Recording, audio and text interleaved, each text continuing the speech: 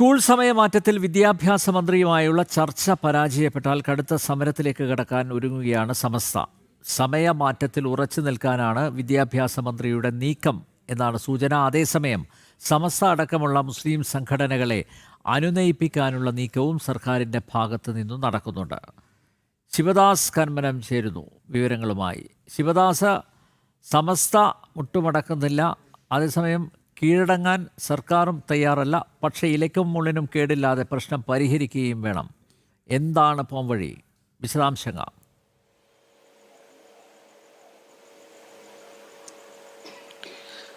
Anil Nambiar, school സമയമാറ്റത്തിൽ കടുത്ത എതിർപ്പുമായി സമസ്ത അടക്കമുള്ള മുസ്ലിം സംഘടനകൾ രംഗത്ത് വന്നിട്ടുണ്ട്. അതായത് സ്കൂൾ നേരത്തെ ആക്കിയതിൽ വലിയൊരു വിമർശനവും എതിർപ്പും മുസ്ലിം സംഘടനകളുടെ ഭാഗത്തു നിന്നും ഉണ്ടായിട്ടുണ്ട്.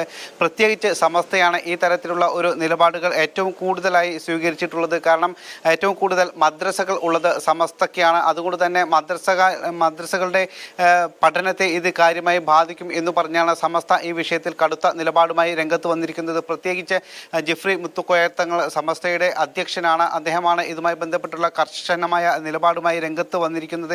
പക്ഷേ അതേസമയം ഈ ഒരു വിഷയത്തിൽ ചർച്ച വേണ്ട എന്ന നിലപാടായിരുന്നു വിദ്യാഭ്യാസ മന്ത്രിക്ക് നേരത്തെ ഉണ്ടായിരുന്നത്. കാരണം ഇത് ഹൈക്കോടതിയുടെ ഉത്തരവിൻ്റെ അടിസ്ഥാനത്തിലാണ് ഇത്തരത്തിൽ ഒരു സമയമാറ്റം രൂപീകരിച്ചത്. അതോടൊപ്പം തന്നെ വിദഗ്ധ സമിതിയാണ് ഈ സമയമാറ്റം നടപ്പാക്കിയത്. അതുകൊണ്ട് തന്നെ ഈ വിഷയത്തിൽ സമയമാറ്റത്തിൽ ഇനി ഒരു ചർച്ച വേണ്ട എന്ന നിലപാടാണ് വിദ്യാഭ്യാസ മന്ത്രിയുടെ ഭാഗത്തു നിന്നും ഉണ്ടായിരുന്നത്. പക്ഷേ സമസ്ത അടക്കം വലിയ രീതിയിൽ തന്നെ കടുത്ത നിലപാട് സ്വീകരിച്ചതോടെ പിന്നീട് വിദ്യാഭ്യാസ മന്ത്രി വിദ്യാഭ്യാസ വകുപ്പ് അയയുന്ന ഒരു കാഴ്ചയാണ് നമുക്ക് കാണാൻ കഴിഞ്ഞത്. അതായത് ഇത്തരം മുസ്ലിം സംഘടനകൾക്ക് വിധേയമായിട്ടായിരുന്നു പിന്നീട് അവരുടെ ഓരോ വാക്കുകളും നമുക്ക് കേൾക്കാൻ കഴിഞ്ഞത്. അതുകൊണ്ട് തന്നെ ഇനി ഈ വിഷയത്തിൽ ചർച്ചയ്ക്ക് ഞങ്ങൾ ഒരുക്കമാണ് എന്ന് വിദ്യാഭ്യാസ മന്ത്രി പറഞ്ഞിരുന്നു. നിലവിൽ ഇതുമായി ബന്ധപ്പെട്ടുള്ള ചർച്ചകൾ നടന്നിട്ടില്ല. അതായത് മുസ്ലിം സംഘടനകളുമായുള്ള ചർച്ചകൾ ഇതുവരെ നടന്നിട്ടില്ല.